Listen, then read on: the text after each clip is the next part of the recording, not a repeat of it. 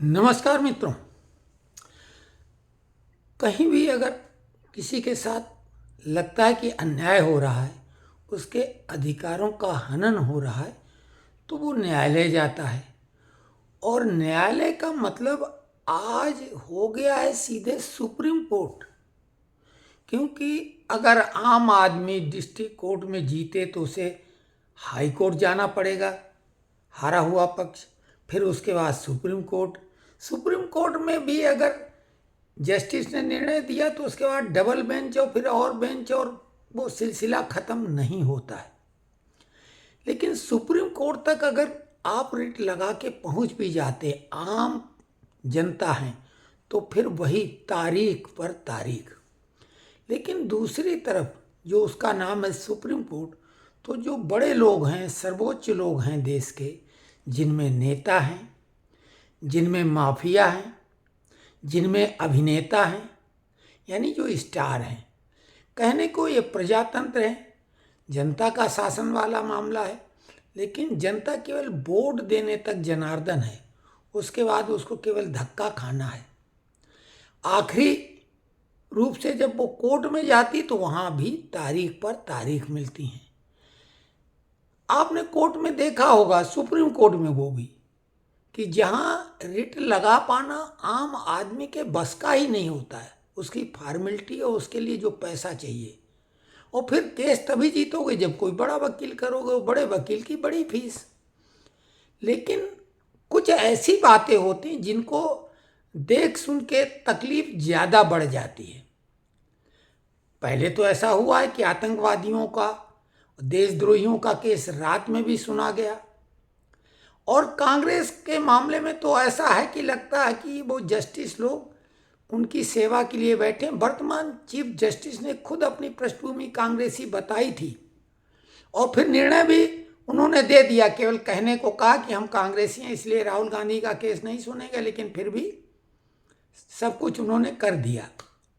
लेकिन बात ये नहीं, कांग्रेस ने खुद कहा था कि सरकार किसी की भी हो, सिस्टम तो हमारा ही रहेगा। और सिस्टम में सर्वोच्च न्यायालय सब सिस्टम को नियंत्रित कर लेता है। बिहार में एसआईआर को लेकर जो गहन पुनरीक्षण होना है मतदाता सूची का, स्पेशल इंटेंसिव रिवीजन, तो उस एसआईआर पर बिहार में इतनी याचिकाएं लगाई गई थी इधर उधर के अन्य लोगों ने, जिनका बिहार चुनाव से कोई सीधा मतलब भी नहीं था। सुप्रीम कोर्ट ने कई सुनवाई की और उन्होंने उसको कोई रुकावट नहीं डाली। हालांकि उन्होंने कोशिश बहुत कुछ की उसको हल्का करने का, क्योंकि मुख्य उद्देश्य था कि जो घुसपैठिए हैं और जो अवैध मतदाता हैं वो बने रहें काफ़ी हद तक। सुप्रीम कोर्ट ने उस पर पूरी तरीके से छन्ना नहीं लगवाने दिया, लेकिन और मुख्य दलील दी गई थी कि चुनाव के ठीक पहले ये कैसे संभव है, थोड़ा पहले से किया जाना चाहिए थे। ये एसआईआर तो अच्छी चीज़ है, लेकिन ये होना चाहिए था चुनाव के पहले काफ़ी। अब चुनाव सर पे है और ये कराया जा रहा है। लेकिन अभी जो 10 राज्यों में एसआईआर चल रहा है, वहाँ चुनाव अभी नहीं है, समय है, तब तो कोई बहाना नहीं होना चाहिए था। पिछले तो यही बहाना था।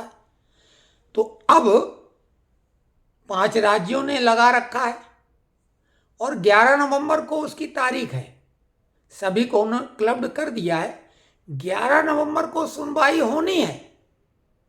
तो आप अनुमान लगा लो कि किस तरीके का ये मामला है। भाई, सुप्रीम कोर्ट जिस मामले की सुनवाई कर चुका है, फिर से वही सुनवाई, यानी इन राजनीतिक लोगों के लिए और बड़े लोगों के लिए ही बना। याद है सलमान खान को जब सजा मिली थी लोअर कोर्ट से, तो कहा गया था अब तो जेल जाना पड़ेगा, शाम का वक्त हो चुका, हाई कोर्ट में पिटीशन फाइल करने में टाइम लगेगा, तो निश्चित जेल जाना पड़ेगा। लेकिन नहीं गए, सब कुछ फटाफट उनके लिए हुआ, नियमों को किनारे रख के, और उनको जमानत दे दी गई थी।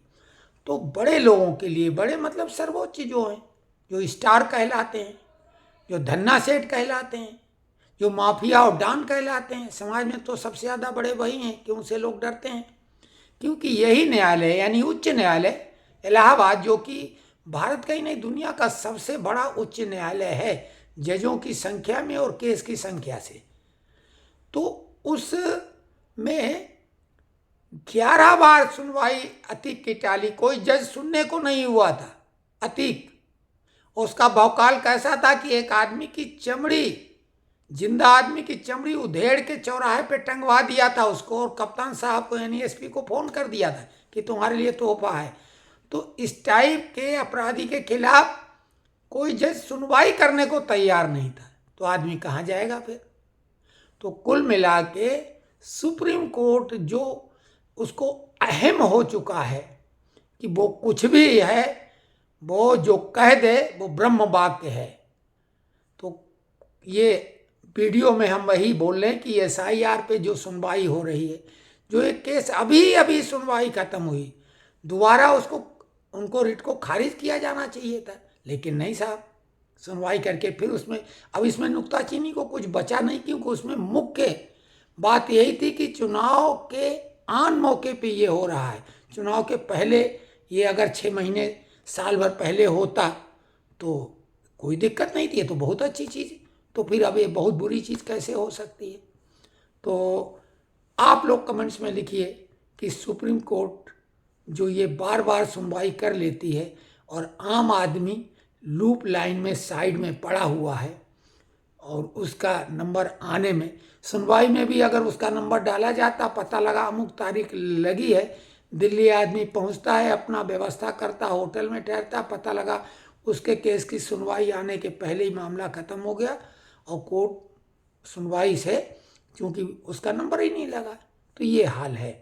तो खैर आप लोग कमेंट्स करिए, हम जो बोल रहे हैं उसमें आप लोगों का समर्थन कितना है।